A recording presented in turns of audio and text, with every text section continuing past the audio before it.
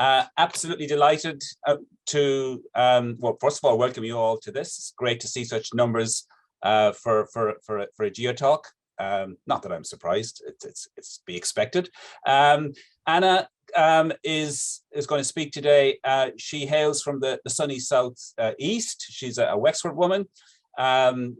Went to Trinity in 2016 and basically after 4 years came out with a first-class honours degree in earth sciences. So a very, very impressive academic track record to date. Just to give you an idea of the kind of things she's interested in research-wise, her undergraduate project looked at dissolution of marl in Coral Strand in County Galway. So she has an interest in ocean acidification. But I think it's fair to say her interests go well beyond that. She's broadly has interest in paleoenvironmental work, climate change, sustainability. So she's got a very, very broad, I would say, range of interests in terms of research. I think she was one of the first cohorts, or one of the first individuals to join the knowledge gathering cohorts for Live when we started. And basically, I think it's fair to say, has done a fantastic job, which she's going to talk about this afternoon, in what at times, were quite difficult, conditions. Obviously, with COVID, we don't have to, I don't have to remind people about that. But Anna stepped up, as it were, and despite the challenges, did a really, really good job. And I think that has shifted, and I think she'll agree with me, her views and her interests into even things like ecotourism and geotourism, which I'm sure she'll touch on this afternoon. So I'm going to stop rabbiting on here, and I'm going to hand over to Anna, who's going to give us the presentation. Hello, everyone. So I will just start by sharing my screen.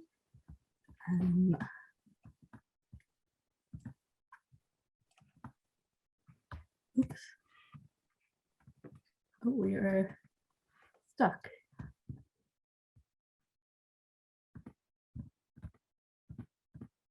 There we go. So can everyone see? Oh, is it still the same one? It doesn't look like it's the first slide, Anna. Yeah, it won't. It Maybe just stop and start again. Stop yeah. sharing. Yeah. Okay. There we go. No. I can just work my way through. Okay, so hello everyone. As Pat was saying, my name's Anna, and I've been working as a knowledge gatherer for Live for the past year, where I've been focusing on developing the geology and geoheritage of Iveragh. And this presentation, I'll be providing quite a brief tour, kind of an entry-level tour through the geology of Iveragh and the geologic story, highlighting some of the key sites that we have. So Iveragh has a quite long geologic history, going back around 385 million years, and through this time, the area has experienced a range of environments. So it's traveled from the southern to the northern hemisphere. It's been caught up in continental collisions, buried by deserts and covered in ice. And as well as this, Iveragh is both of national and international geologic significance due to the presence of some of the world's oldest tetrapod trackways, for being in the vicinity of the tallest mountains in the country with the McGillicuddy Reefs, and for also having this recently glaciated and easily accessible landscape. So when geologists talk about geologic histories and rock formations, they tend to work in age order, so starting with the oldest formations and working up to the more recent rocks and formations. So that's how we'll be going through the story today. So when we talk about the development of the landscape of Iveragh, we generally talk about three major periods. The first is the Devonian, where we had really the deposition of all the rocks that we can see today. And this is followed by the Variscan orogeny, or mountain building. And this would have occurred in the late Carboniferous to early Permian periods. And this is followed by a pretty big gap in the geologic record until we get to the ice ages of the Pleistocene. So each of these events have left a really unique and distinct signature in the landscape, and we can still see these and interpret these today. So here we have a pretty simple geologic map of the area, and all of these different colours just represent different rock types or formations that are found across Iveragh. So as I was saying, most of the rocks that we have and the bedrock that we're dealing with come from one geologic period, which is the Devonian, and the big formation of rocks we have there formed during that period would be these Devonian old red sandstones. So on this map here, these old red sandstones are represented by the purple colours. So you can see they essentially do cover the entirety of the peninsula. And any variation we have within those purples is just a reflection on quite small changes in lithology or rock composition, as well as some variations within the ages of these rocks. So as well as this, we do have some smaller areas of volcanic or igneous rocks around Iveragh. These are mostly centered around Valentia Harbour, so you might be able to make out a small light blue area there, but we'll be looking at that a bit more closely in the next few slides. So here's just a general overview of Iveragh for anyone who might be less familiar with the area, and just highlighting the sites I'll be talking about through the presentation. So in the north, we have Whitestrand and Valentia Island, and then right here in the middle is Waterville, and to the south we have Sneem. So the geologic story of Iveragh really begins in the Devonian period, when we had deposition of all those old red sandstones between about 390 to 360 million years ago. So these are sedimentary rocks, so they're mostly mudstones and sandstones and siltstones, as well as some conglomerates. And in Iveragh, they tend to have quite distinct colours. So you'll see lots of purples and red colours, as well as these more greeny, bluey greys. And you'll see these across the outcrops of Iveragh, as well as along the pebble beach sections that we have. These colours are really just a reflection of the moisture content of the sediments when the rock's being formed. So these green and pale units tend to have been a bit wetter, while these red and purple units would have been drier and may have undergone some oxidation or sort of rusting processes. So I will provide a bit more context on how and where these old red sandstones actually formed. So during the Devonian, Ireland wasn't an island like it is today, but would have existed as part of this much larger continent known as La Russia.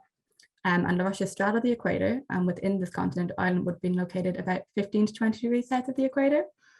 So because it was located a lot closer to the equator than we would be today, the climate would have been a lot hotter and drier, and Ireland overall would have been dominated by this big, vast desert landscape. Within this, Iveragh itself would have been subject to quite frequent flooding events that were fed by these periods of really heavy rainfall. So during these really heavy rainfall periods, we would have had floods and rivers and channels flowing across the landscape. So in terms of modern analogues, the best kind of comparison we have would be Death Valley in California. So I've included a couple of pictures at the bottom here to give you better insight into what the Devonian landscape of Iveragh might have looked like. So in the first picture, we have the kind of setting that we might have expected around those river channels that were found in the area.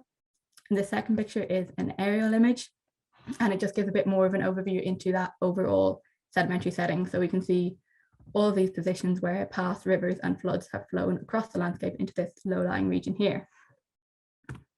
So during the Devonian, Iveragh was also part of this big low-lying trough or area of land known as the Munster Basin.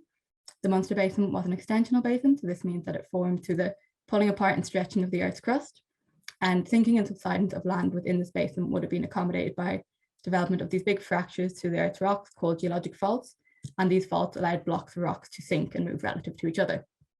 So the Munster Basin was pretty large. It would have extended eastwards as far as the Cummer Mountains in Waterford and south off the present coastline of Cork. So this low-lying area of land at the Munster Basin acted as the natural drainage route for all of these rivers and floods that we had moving across the landscape. And because these were all transporting a lot of sediment, we had the accumulation of a lot of material within this basin.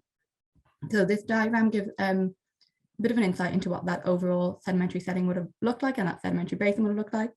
And hopefully you can see that it actually does look quite similar to that picture that we had of Death Valley in the previous slide. So it's estimated that somewhere between about 6 to 7 kilometers of sediment would have accumulated within the Munster Basin over that 30 million year period. And eventually these all became compressed and lithified to form those old red sandstones that we see across Iveragh today. So in terms of exploring and looking at the Devonian geology in Iveragh, one of the best places to do this is probably Valentia Island. So here we have a little map of the north coast of Valentia with some of the sites that I'll be talking about in the next couple of slides highlighted. And just for reference, the lighthouse at Valentia is located at this promontory here. We have the slate quarry down at the bottom, and then around this area is the Coast Guard station. So within this floodplain landscape of the Devonian, life on land would have been quite minimal and restricted, and definitely far less diverse than today. However, along that lighthouse section of coast, we do get some really good examples of the types of plants and animals that would have existed at the time. So in this first picture, hopefully you'll be able to make it out, but we have a series of trackways or footprints running across the sediment surface. And these would have been made by creatures called myriapods that would kind of have resembled millipedes that we had today. So these myriapods would have moved and burrowed and fed on that muddy sediment of the floodplain. So myriapods really would have been pioneers of the land. They would have been well on the land before we had any mammals or vertebrates, and they would have been accompanied by other invertebrates such as things like mites and scorpion-like creatures. The other thing about these myriapods is during the Devonian and into the Carboniferous, they grew a lot bigger than the millipedes we would have today. So there's evidence of them having grown up to lengths of about 2 meters at their maximum. And along this area of coast, we also have some really nice plant fossils. So this fragment that we see here is likely a branch or stem fragment belonging to a plant called Archipitherus physalis. And Archipitherus were the first ever trees on Earth. So during the Devonian, they would have been quite widespread, and we would have found them from kind of the subpolar regions all the way down to the equator. So Archipitherus physalis would have been the earliest and the first form of this tree. It would have had quite spiky leaves that later developed to become more webbed and more fern-like. So these trees would have grown about 30 meters high, and they also would have been accompanied by an understory of plants like ferns and horsetails. But really at this time, we only would have found these plants and trees located right next to the water body. So for the most part, the landscape would have remained really barren. So along this lighthouse section, we also get a really nice insight into the sedimentary process that were occurring at the time. So in this first picture, we have these features called rip-up class beds, and these formed when chunks of mud or clay from the base of the riverbed were torn up and transported by really rapidly flowing and turbulent waters. So eventually this material would have been redeposited in lower energy environments of the river, so along riverbanks or on the inner bend. And these are a really common feature that you'll see across the rocks of Iveragh. And anywhere you see them, it's a really good, clear indicator that we had flowing water in the area. So this outcrop here actually has quite a lot of these clasts or fragments, but in other areas you might only see 3 or 4 of these pieces embedded within a siltstone or a sandstone unit. So the next sedimentary feature we have are these crossbeds, and these are recognized by all of these layers of sediment that are inclined and dipping from the horizontal. So these provide evidence of the transport and deposition of sediment by current flow, so wind or water. And in this case, we're actually looking at a deposit that would have formed within a river channel. And the dip directions of these beds also tells us the directions that the stream or channel would have flown across the area. So the final feature we have here are desiccation or mud cracks. So these are similar to mud cracks that you might see in dried up puddles today. And they would have formed when really water saturated clay sediments began to shrink and crack as it was drying up. So eventually we would have had the intersection of all these cracks to form these polygonal shapes that we can see across the rock surface. So these would have been preserved by the later influx of sediment that would have infilled the cracks and really covered the entire surface. So these provide really clear evidence of an environment that experienced quite rapid alternation between wet and dry conditions, which is really characteristic of that floodplain environment. So taken together, all these features that we see across that lighthouse section really give us a great insight and help us to build a picture of that Devonian world. So we can't really talk about the geology of Valencia without mentioning the tetrapod trackways. So as I said at the beginning, life on land in the Devonian would have been quite restricted. However, towards the end of the Devonian, a pretty remarkable transition was occurring as we had the emergence of amphibians and tetrapods and vertebrates began to colonize the land. So these fossilized tetrapod trackways that we have of Valencia are among the most important fossils in Ireland. They date back over 385 million years. So that's about 140 million years before we would have had any dinosaurs.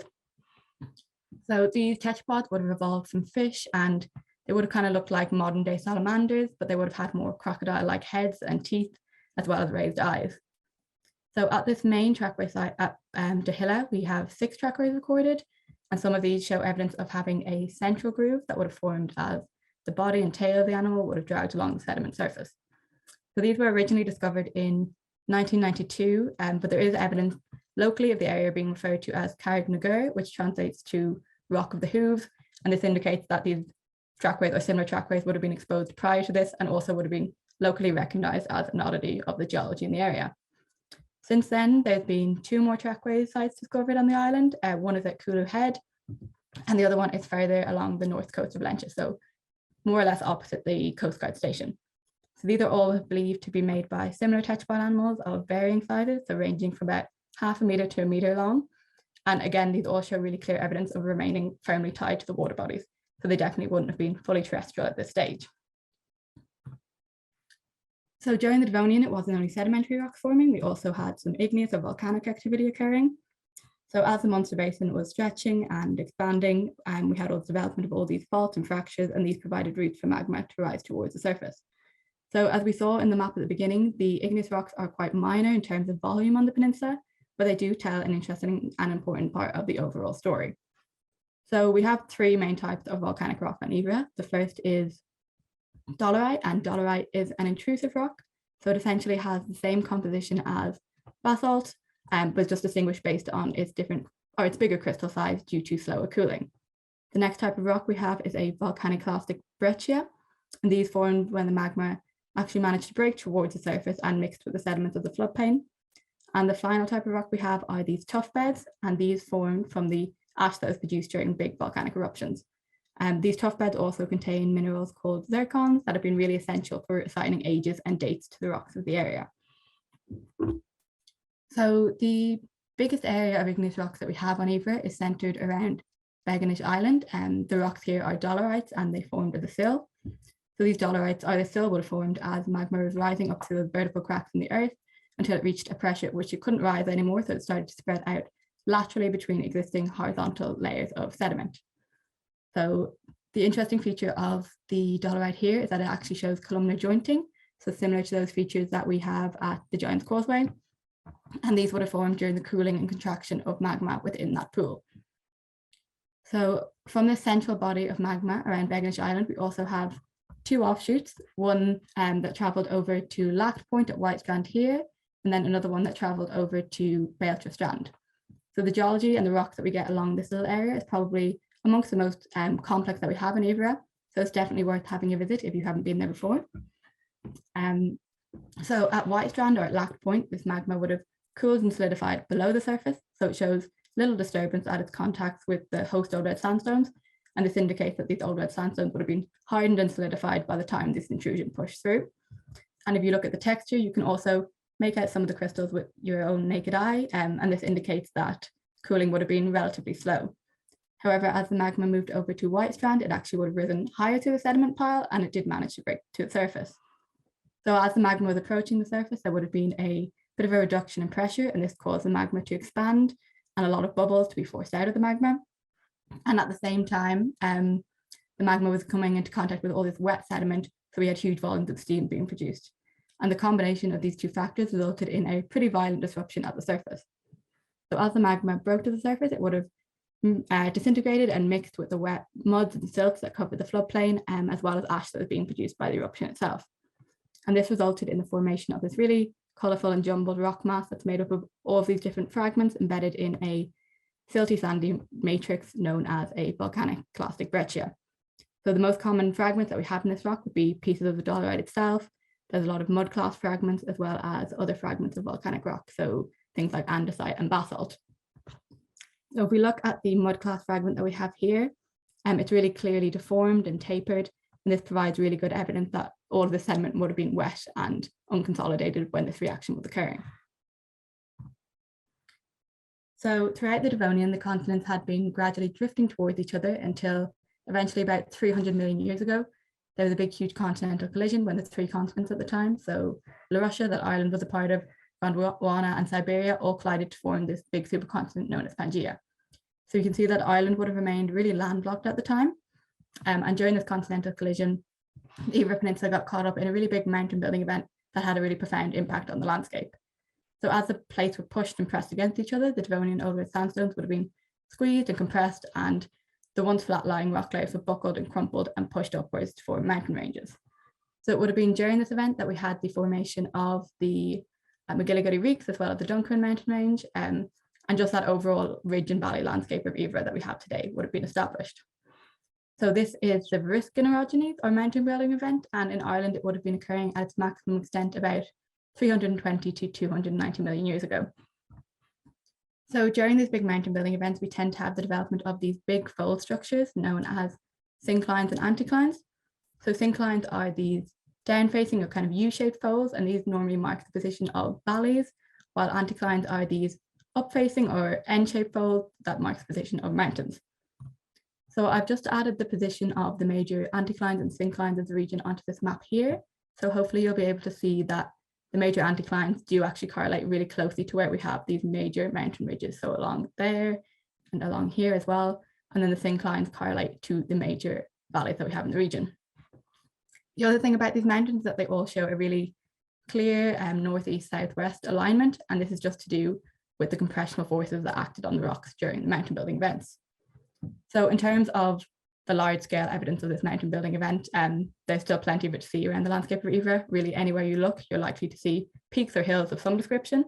But this evidence of the mountain building event isn't just restricted to those peaks. You can also see a lot of it in lower lying land and in smaller scale features.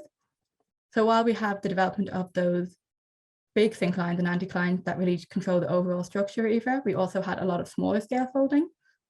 So this ranged from quite pronounced and looping folds like the one we can see here from Lamb's Head to more gentle and open folds like the one here from Kulu Head. The other thing that was happening during the mountain building event is that the rocks underwent metamorphism. So it would have been during this that we would have had the transformation of the mudstones in the area to slates. So during this process, all the mud and clay particles within these rocks would have been rearranged and realigned into these flat, planar, horizontal layers. And it was the development of this foliation that allows for the really nice, clean breakage faces that we get in the Valencia slate today. That's what makes it so useful for things like roofing and flooring. So the metamorphism also would have had a limited impact on the other rocks in the area, where it would have formed metasediments. So mostly what we get are quartzitic sandstones. The final thing that happened during the mountain building event is that we had the formation of this tectonic cleavage across the rocks. So this can be recognized as this sort of crumpled and crinkled texture across the surface of many of the rocks that you'll see in Iveragh. And this formed through quite a complex process, but essentially what happened is that during the mountain building events, these rocks came under so much pressure that they actually started to partially dissolve. So the dissolved portions would have been transported and moved to the rocks, and what we're left with is this quite distinct texture. So by the Quaternary, our present geologic period, which began about 2.6 million years ago, Ireland would have completed its northward drift and have obtained its present geographic position. And around this time, the global climate also began to oscillate between these periods of warm and extreme cold, known as glacial and interglacial periods. So during the glacial periods, we had these great ice sheets building up across Ireland and much of the Northern Hemisphere. So Ireland has actually been glaciated on several occasions, but most of the features and deposits that we'd see around Iveragh would have come from the most recent glacial period, which would have been at its maximum extent around 25,000 years ago. So during this last glacial maximum, much of Southwest Ireland would have been occupied by this big ice dome called the Kerry Cork ice cap that would have been centered around Kenmare. So this ice sheet would have covered really the entirety of Iveragh, with only the taller mountain peaks sticking up above the surface. So these shaded grey areas that you can see on this map. And at its maximum thickness, it would have been somewhere between 700 or 800 meters thick. This ice moved across the peninsula in a dominantly southwesterly direction towards the Atlantic, but there also would have been quite a significant component of northward flow as ice spilled into what's now Dingle Bay. And as this ice moved across the peninsula, it also would have been fed and sustained by smaller glaciers that would have formed across the mountains of Iveragh. So it was these glaciers that really put the finishing touches on the landscape of Iveragh and left behind that distinctly rugged terrain that we see today.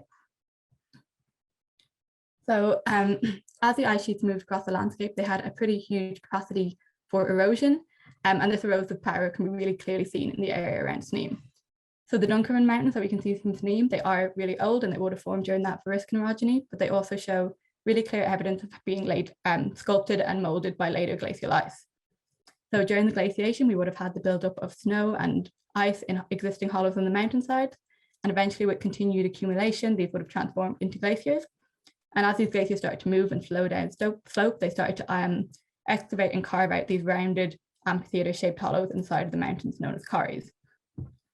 So corries are really common across Iveragh, but they are most kind of obvious and distinctive and impressive in those mountains just beyond Sneem. So we can see a number of them in the top image. There's one here that's quite underdeveloped. There's another one located in there, and then a final one here. And at the end, we have a pyramidal peak. So this would have formed when corries were excavated into three sides of the mountain. The evidence of this glacial erosion isn't just restricted to the peaks of the region. We can also see a lot of evidence in the lowlands of Sneem, where we get these asymmetric bedrock mounds that have one gently sloping smooth side and then one more blunt side. So these formed as ice was moving across the valley, and it would have encountered a bedrock lump. And as the ice moved up the upslope side, it would have smoothed and abraded and polished the rock surface. But as it moved down the downslope side, there would have been a bit of a reduction in pressure, and this resulted in some melting and refreezing at the base of the ice, which loosened some of the rock material, which could then be easily quarried and plucked away by the ice, leaving behind this more jagged end. So these also provide really good indicators of the direction of ice flow and have been used to reconstruct ice movement in the area. So as the ice sheets moved across the landscape, they acted not only as an erosive force, but they also would have picked up and transported a lot of material. So eventually, when the ice age came to an end, all this material was dumped and deposited and left behind as these really extensive blankets of glacial deposits that we find across much of the lowlands of Iveragh. And really the best place to examine and look at these deposits is in these cliffs that we have along the coastline of Waterville. So these cliffs are composed of everything from boulders to clay, and most of the rocks and fragments that we get in it would actually be old red sandstone, so would they be of a local origin? And if you start to examine the cliffs a little bit more closely, it will quickly become evident that they're actually made up of a number of quite distinct units. So in some of the regions, the material appears kind of unsorted and unstratified, and it can be composed of everything from pebbles, boulders, clay and sand, while in other areas it appears distinctly size sorted, and you can also see some layering and features like that. So this finer and more laminated material would have been deposited by meltwater that was coming out from the base of the glacier. So these are outwash deposits, while this more chaotic and coarser material would have been deposited more directly by glacial ice. And the variation of these units within the ice, within these glacial cliffs provides a really good indication of the dynamic nature of these glaciers. So it suggests that the glaciers would have experienced periods of retreat and re-advance and stagnation, and that's because we tend to find these finer water lane deposits a considerable distance from the margin of the glacier itself, but these more coarse and chaotic material tend to be deposited just beside the glacier. So towards the end of the glaciation, the other big thing that was happening was that as the ice sheets were melting and retreating, we had the huge production of large volumes of meltwater. So as this meltwater drained across the landscape in certain areas, it would have been blocked and dammed by depressions that were created by both glacial erosion and deposition to form a series of lakes. So if you head just slightly east from Waterville, there's actually a series of glacial lakes that we found just in the Cummer Valley, and Loch Carran, that's actually just beside Waterville town, is the biggest of these lakes. But for the most part, this water would have drained directly back into the ocean. And because so much of the world's water supply had been locked up in ice sheets at the time, this actually resulted in a pretty rapid increase in sea level rise. So it would have been during this increase in sea level that we would have had the formation of Iveragh's coastline that we're familiar with today. So this would involve the isolation of many of Iveragh's islands, as well as the flooding of both Dingle Bay and the Kenmare River to create Iveragh as a peninsula. So to finish up, I'll quickly point you in the direction of some of the resources we've already created for the geology in the area. So the first thing we have is a couple of short geotrails that provide self-guided tours for some of Iveragh's most interesting geological sites. So we do have these trails for both the Lighthouse section and the Whitestrand section, so we can find more information on those sites there. And then the other thing is these series of geosite maps that highlight some of the geological sites of interest across Iveragh. So our study area has been divided up into 3 of these separate maps. And then finally, we have some more general additional resources, so providing a bit more information on that overall geologic story, as well as various other aspects of the landscape, so things like the coastal geology of Iveragh. So I will finish it up there, and thank you all very much for coming and listening. I really appreciate it. And if anyone has any questions, I think there's a few in the chat, we can try to answer them now. So thank you.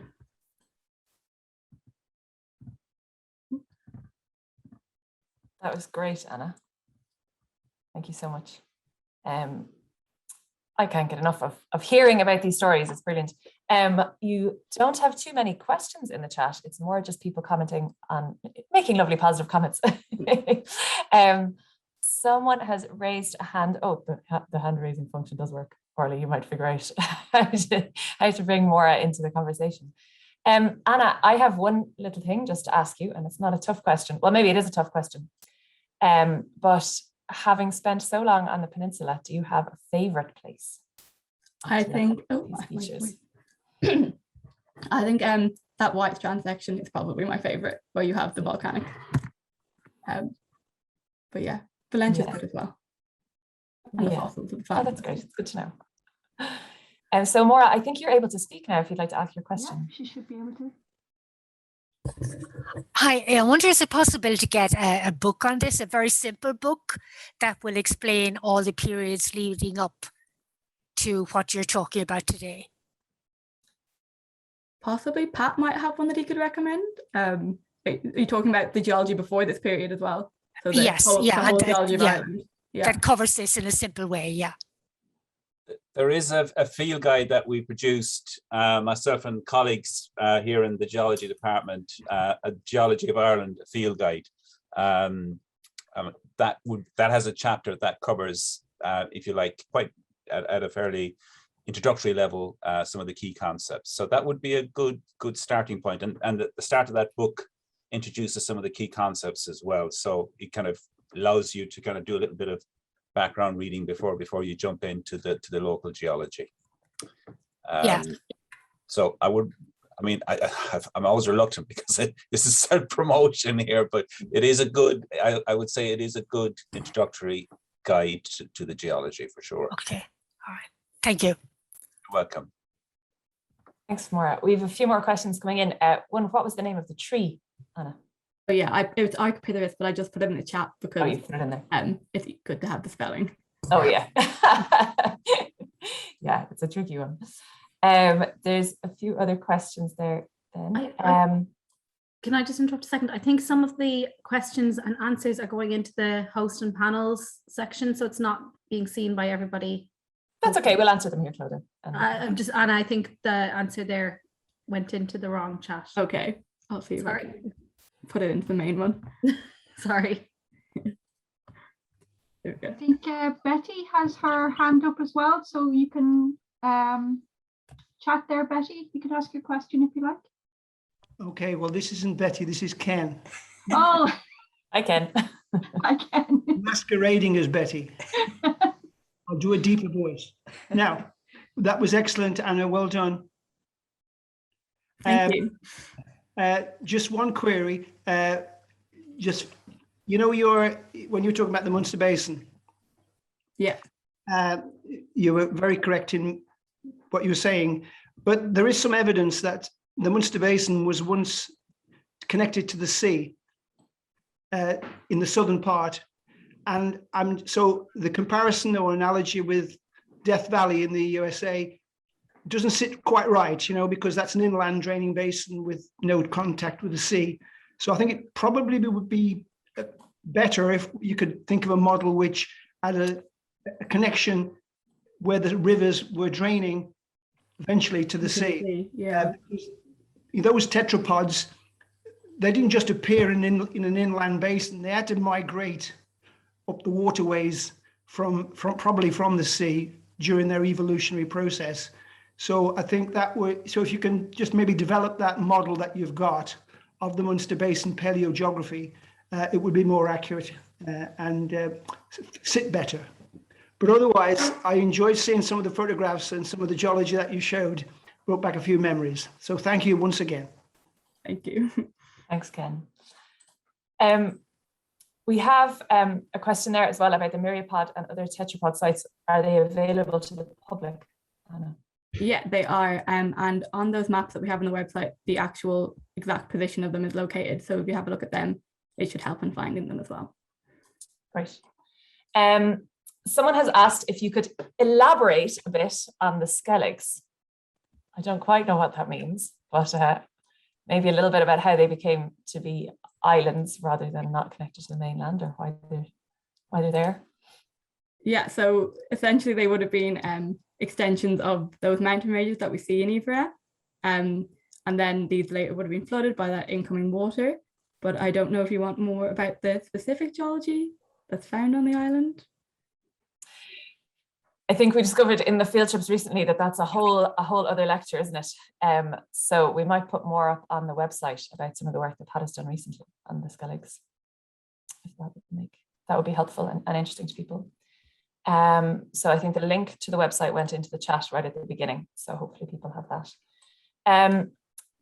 Lastly, then there's a question here: was the geology important or a factor in the building of stone rows and other archaeological features? I guess we can't answer that so much because it's more a cultural thing, but perhaps the type of stone made it easy for people to. Yeah, I would think that a lot of the material they used would have been from the glacial deposits, because it would have been quite easy to access. So all those boulders from the glaciation were probably used for the building. Yeah, okay. That's great. I don't see any more questions coming in there. So I noticed someone asked about the recording of the, oh, sorry, there's someone else with a raised hand. Sorry, and I'm skimming over them. Sive. Sive, do you want to ask your question? Yes, please. I typed it in there. I was just wondering about the tetrapod trackways. I've been down to see the main one, and I wasn't aware of the other ones. Are they all from the same rocks of the same age, or can that be determined? I'm thinking about, is it absolutely one horizon, one bed, or They're all within the same formation, but I don't think they're necessarily within the same bed. So they would be at slightly different levels within the stratigraphy, but within a couple of million years. So quite similar in age. okay, no, even just that is quite, I think it's quite interesting, fascinating thinking of them, these, you know, millions of years of record, even the millions of years. Thank you. I love how geologists throw around millions of years like that. No time at all, just a few 100 million years. So yes, and Mary has just checked again. So the recording will be available. It'll be put on our YouTube channel and on the website, and we'll send it out to everybody who has registered for these talks, which I presume includes all of you and a few other people. We will have another talk next week, next Thursday, on a slightly different theme, but it might be of interest to some of you as well, which is about the whales and dolphins that can be seen from the Iveragh Peninsula, from the land and from boats. And I'd also, just before we finish up, I'd like to say a really special thanks to Anna. We're really sorry that she's going to be leaving the project. And we're going to miss her an awful lot. And I think she's done a great job of pulling all of this information together and giving some really, really good presentations. I think it's a real skill. I see there are a few more comments and things coming into the chat there. We'll leave that open, and if there's anything that comes in, we'll respond to it. And if you'd like to contact us at all, you can contact the project on live@ucc.ie if you have something else that you'd like to bring up there. But mixed in with all of the thank yous, it's a bit hard to see them all now. I noticed, yeah, just lots of thank yous, lots of positive things, Anna. So well done, and thank you all.